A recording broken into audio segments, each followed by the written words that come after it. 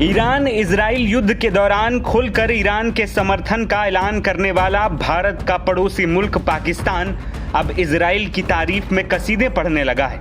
पाकिस्तान के रक्षा मंत्री इजराइल से रिश्तों पर ऐसी बातें कह रहे हैं जिससे पाकिस्तान में ही बवाल मच सकता है और तो और ईरान भी इस बात से खफा हो सकता है।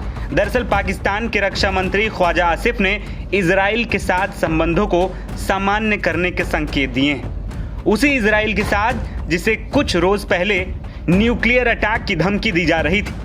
दरअसल अब्राहम अकॉर्ड में पाकिस्तान के शामिल होने के सवाल पर ख्वाजा आसिफ ने एक इंटरव्यू में ऐसी बातें कहीं जिससे चर्चाएं शुरू हो गईं।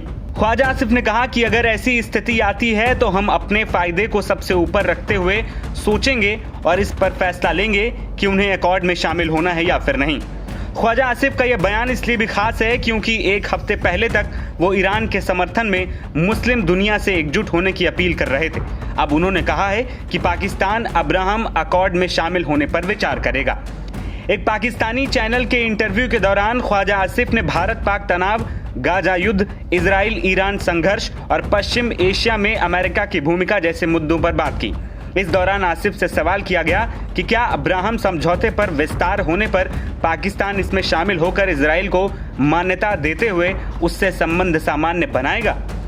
ख्वाजा आसिफ से यह भी पूछा गया कि पाकिस्तान पर अब्राहम अकॉर्ड में शामिल होने का दबाव आया तो उनकी सरकार क्या करेगी। इस पर उन्होंने कहा कि हम अपने हित देखेंगे, अभी ऐसा कोई प्रस्ताव नहीं है, अगर प्रपोजल आया हम इस पर विचार करके जवाब देंगे।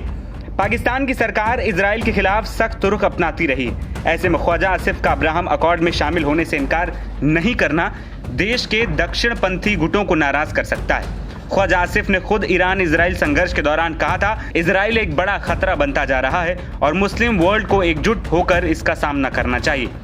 हालांकि एक हफ्ते में ही उनके सुर बदल गए और वो फायदे के लिए इजराइल के साथ संबंध सामान्य करने के संकेत देने लगे।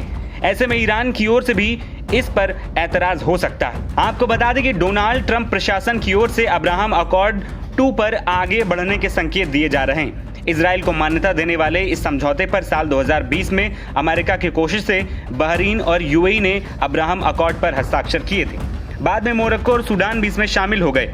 ट्रंप ने दूसरी बार राष्ट्रपति बनने के बाद सऊदी अरब और पाकिस्तान जैसे देशों के अब्राहम अकॉर्ड में शामिल होने की चर्चा की है, जिससे इजराइल को मुस्लिम दुनिया में मान्यता मिल सके।